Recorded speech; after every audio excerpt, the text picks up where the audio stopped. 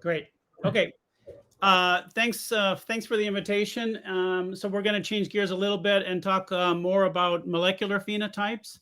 And my title of my talk is Integration of Epigenomic and Transcriptomic Data to Identify Regulatory Elements and Networks Controlling Immune Cell Type Expression and Gene Expression in the pig. And if I run out of time, I want to make sure I thank all the institutions that are part of this project, and I'll talk about them in detail throughout the talk. So just briefly, for this group, I wanted to talk about our project Functional Annotation of Animal Genomes, or FANG, why it's important. And really what we're interested in doing is understanding the genotype to phenotype link. And as Guillermo just mentioned, and other people throughout the sessions, you know, the phenotype is really what we sometimes can measure, not always. But the genotype, we're really trying to understand how we take a genotype and go to a phenotype. And I'll talk today again about molecular phenotypes. That allows us to improve understanding of biology, but also it helps us accelerate genomic improvement. And I'll talk a little bit more about this, but essentially there's often we can find trait-associated SNPs, but we don't know what those different SNPs are actually doing. And if we can link those SNPs or that location of the SNP to a function in the genome, it might allow us to identify the most important SNP to select for or select against. And so we need to annotate the function all across the genome of our animals. And that's relevant to the AG2PI project that has as a major focus the genotype to phenotype link. So why do we need to annotate the entire genome? Trait-associated genetic variation is often found to be enriched in the protein coding portion of the genome, which is a very small fraction, where we see GWAS SNPs are encoded in protein coding regions. What's interesting is that these SNPs are actually also enriched in regions that are outside coding regions. And they're very likely to be regulatory regions. And the Human ENCODE project, which maybe many of you have heard of, it's actually shown that most disease-associated variation is outside of genes. And the ENCODE project really asked two questions. If we're going to try to understand function, what part of the genome is expressed into different RNA levels and the location of those RNAs, but also what part controls this expression. And so what I'll talk about today is biochemical assays to look at the structure of chromatin and the accessibility of the chromatin. And I'll primarily talk about molecular modifications to the histone proteins that make up the nucleosome packaging as part of the chromosome, but also talk about the open part of the chromosome or chromatin that really is the accessible components for regulation. And there's a algorithm, Chrome-HMM, that can use the combinations of different signals from these different assays for chromatin modification and chromatin structure to try to predict genome function. And that's really what we're at here. So this is just showing an example of a toy example of 4 different marks on histones that are found in different types of function of the genome, from repressive states to regions that are perhaps enhancers that might regulate genes, as well as the promoters of active genes. And so these are the regulatory elements that we're really most interested in. So what are the FANG projects? There's just a quick summary here. I'll primarily focus on our national porcine FANG project that was funded. We have a center of excellence that's headquartered at Iowa State, and I'll talk about that exclusively today, really. But there are other projects funded. Bovine and chicken were funded in 2018 along with our project. And the sheep, horse, and aquaculture communities also have been funded in recent years. In addition, there's quite large European Union projects that were funded the year after the USDA projects. One of them is in monogastrics, and then there's one in bovine and one in aquaculture. And I wanted to emphasize that all of these projects are working together as part of FANG, which is a global effort to really develop community resources. And so the idea here is to not do a lot of treatments or genetic comparisons, but simply identify regulatory elements in healthy, normal tissue. And really, we've moved on beyond FANG now to FANG 2.0, where we now are starting to work and compare, understand function under these different types of treatments. So in our project, we have the overall goal to catalog functional elements for 40 biological states and create a chromatin state map. So that map of regulatory elements across the genome. And I'll primarily just talk about AIM-1 and AIM-3 today on adult tissues and in the immune system. In AIM-1, we've been looking at combining epigenetic analysis, primarily of adult tissues, and a recent paper is a good summary of that, where Zhongyang Pang from Huaizhen Zhou's group at UC Davis took data from 14 different tissues in the adult pig and looked at regulatory elements in those tissues. And just showing you an example of how the data looks, this is the RNA-seq data showing the RNA-seq reads mapping across a particular genome like MYO1A. And then these are 4 different marks for histones showing the signal that you can pick up, and these regions have various functionality depending on which mark is present. And then ATAC-seq is one I'll talk about again later, where that signal shows what parts of the genome is open. And so this is an example of that, where the promoter from MY1A is here. And you can see across the 14 tissues, you can see quite a difference in both the expression, showing expression of this gene in these 5 intestinal tissues, and then the signal for one of the histone marks, and you can see quite a distinct correlation between that histone mark showing expression of an active gene. And overall, using all of the different data, you can put this through Chrome HMM and identify chromatin states across the genome. They actually integrated 200 plus epigenomic and transcriptomic data sets across those 14 tissues and identified 15 chromatin states, anything from a strongly active promoter to a strong enhancer to poised or even quiescent, in other words, perhaps completely silent regions of the genome. And throughout this analysis, they were able to look across all the tissues and identified over 2 million proposed regulatory elements across those tissues. Switching to AIM-3, we've been cataloging transcriptomes of different sorted blood cells. So this is peripheral blood mononuclear cells, and this is an important site of analysis for phenotypes in the pig, because we can collect blood directly from the pig, of course, without euthanizing the animal, and we can also collect it over time. So what immunologists have been doing for a long time, and this is work by Hoover in my group and Jane Wiarda in Crystal Loving's group of swine immunologists that we do a close collaboration with, you can sort blood cells into different functional units or different functional groups. So for example, you can take CD3 positive cells that can be separated from everything else, and they can be further separated into different types of T cells, either gamma delta T cells or, for example, CD4 or CD8 positive cells, which have different functionality. Then you can take the CD3 minus cells and isolate B cells, different kinds of B cells, as well as other kinds of cells like NK cells and other types of cells. And what we've done is taken those cell populations that are shown here and done RNA-seq analysis to try to look at the transcriptomes of these sorted populations.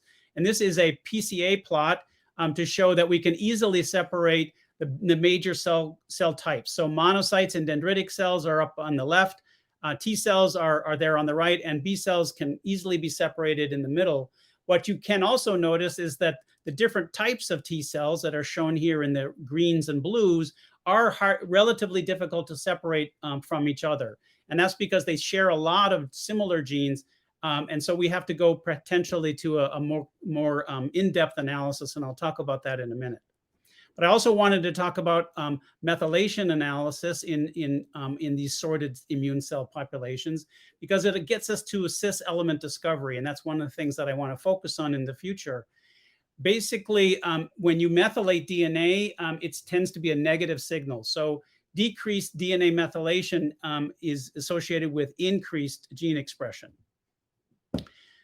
And so what Ryan Corbett in Kathy Ernst's group at Michigan State has done with this data is begin to look to see if the DNA methylation patterns across the genome can distinguish the different cell types. And so he's been able to do that. Very similar to the RNA work, we can separate B cells, myeloid cells like NK cells, different types of myeloid cells, like neutrophils and other myeloid cells, separated from T cells. And very clearly, again, you can see that separation, again, mostly by large cell groups.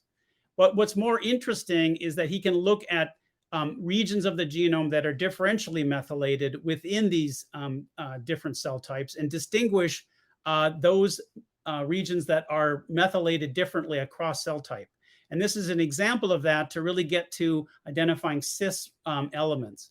And for example, this is the CD3 gene that makes the CD3 marker that I showed you before, which is expressed in all T cells. You can see in the gray regions that are much less methylated in all the T cell populations, which are shown in colored lines, compared to the gray line, which is all the other cell types. And you can see that's very clearly shown at the promoter of the CD3 gene, but also several other elements that were unknown until now.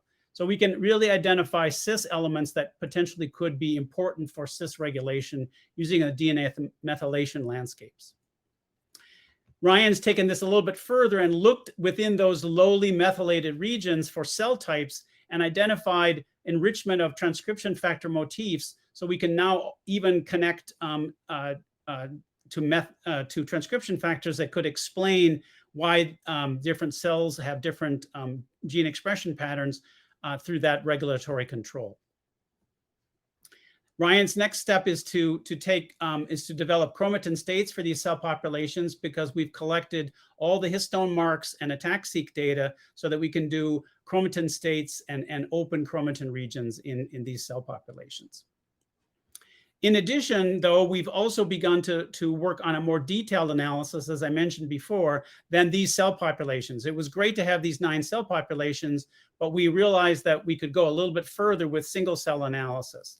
And so you can take PBMCs, but instead of flow sorting, you can use a 10x genomics approach, which essentially compartmentalizes each cell in that population into an individual reaction vessel.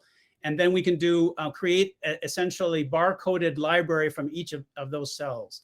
And using 7 different populations of PBMCs, we've identified 28,000 cells that pass the quality control, and overall detecting almost 14,000 genes in terms of expression. Now, how do we visualize such a large data matrix? This is thousands by thousands, so it's many millions of cells in the matrix. And so what's been done is develop tools to visualize this kind of data using UMAP projections. Essentially, there's 28,000 cells with 28,000 cells with up to 14,000 genes. And so what's done here is this is a visualization of similarity of that gene expression pattern. So every one of these dots in this UMAP plot is a cell, and the closeness of cells indicate that they have a very similar transcriptional pattern. So you can see that there's a bunch of clusters, and the clusters are all in different colors, and they're indicated by a number.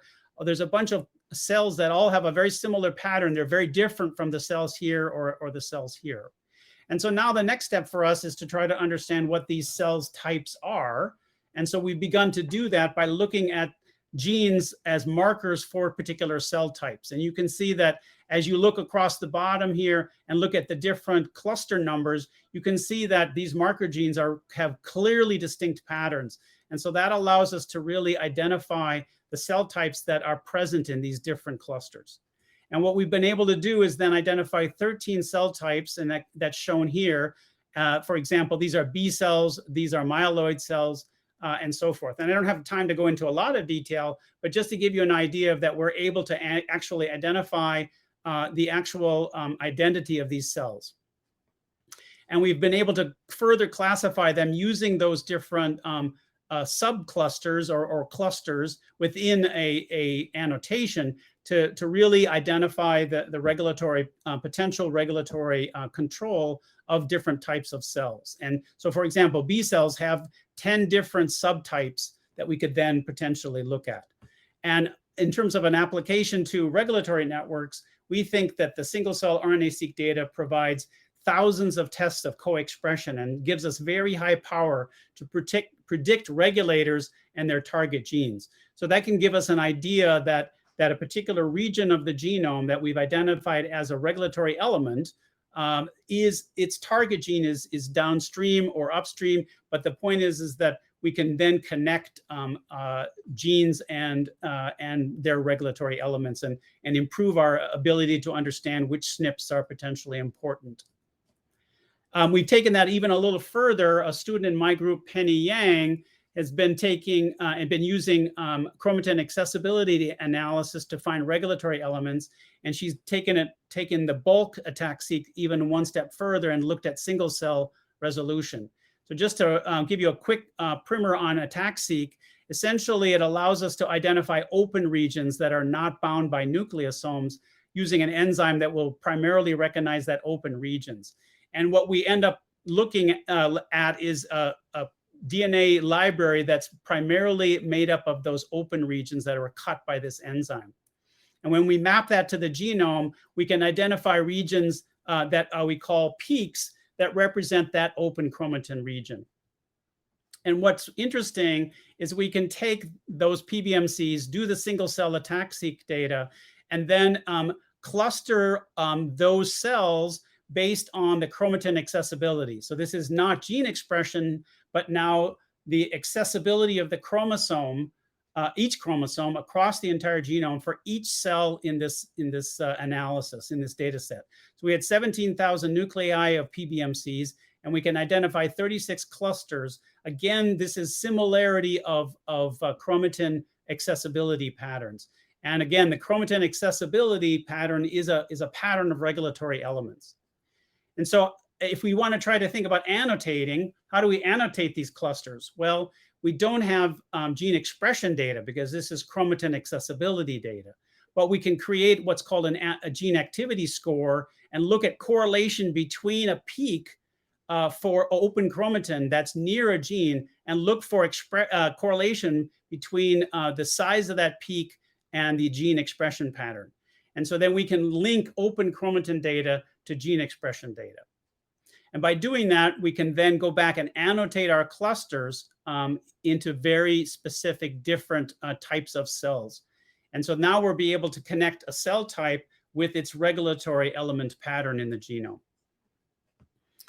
Now, it's still a gene activity score. Is it really related to gene expression? And what we've done is taken that single cell ATAC-seq data alone. We've merged it using some tools in Seurat with the single cell RNA-seq data that I mentioned before and mapped the labels of genes that are based on gene expression and mapped those labels back to our cells. And you can see the colors are the same cell type. And in most cases, we're very similar patterns or very similar or matching annotation of cell type. So we think that because we generate highly concordant results between these two techniques, we're then able to really be pretty sure that we have the right cell type annotation for these cells. What's interesting then is you can take, and just like the DNA methylation, you can look for differentially accessible regions or differentially accessible peaks. And you can see that we can identify anywhere from 300 to several thousand differentially accessible peaks between these different cell types. And you can drill down and look at a particular gene and find a differentially accessible peak. For example, this is the PAX5 gene. These are the differentially accessible. These are the differential peaks, and this is the differentially accessible peak. And this peak is really found in B cells, which is very interesting. It's at the promoter of the PAX5 gene, which is a B cell specific marker. So now we have a way to directly measure cell type specific regulatory elements and then connect that potentially to other regulatory elements in the genome. So just in terms of next steps, we're going to complete an adult and immune tissue functional annotation.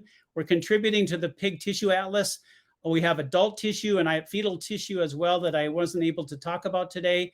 And I also didn't talk about our initial work toward a single cell immune atlas. We're now doing single cell analysis of 4 different immune tissues and integrating that data. And then finally, our last aim is to integrate across groups and samples. And we're working with 2 groups in addition to our collaborators within the project. There's an European Union project working on swine.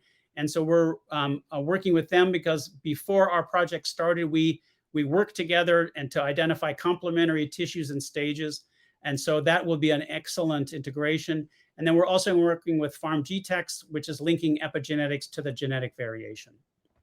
And just in the last second or two, I just want to make sure that I acknowledge all the students that are involved with this project. I've mentioned everyone that's on the particular slides, but I wanted to specifically mention this close collaboration with Crystal Loving's group at the USDA ARS.